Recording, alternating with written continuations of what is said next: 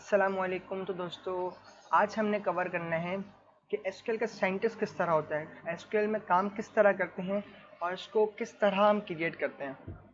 तो सिंपल दोस्तों, आप देखें जिस तरह लिखा हुआ है यहाँ पर, a database most often contains one और मोर टेबल्स।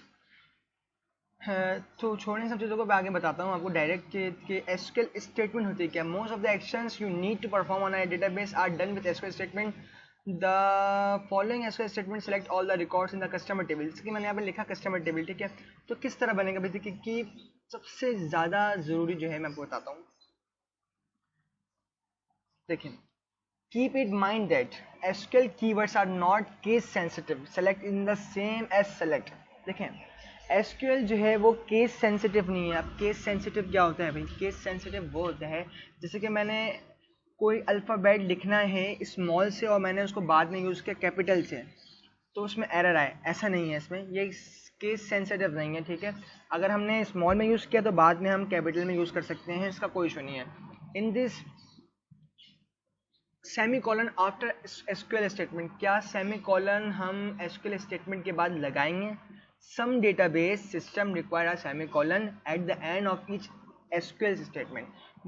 कुछ जगहों पर ज़रूरी होता है और कुछ जगहों पर ज़रूरी नहीं होता, ठीक है। Semicolon is the standard way that to separate each SQL statement. Semicolon क्या है? एक स्टैंडर्ड वे है सेपरेट करने का कोई भी स्टेटमेंट को डेटाबेस सिस्टम से, that allows more than one SQL statement to be executed in the same call to the server.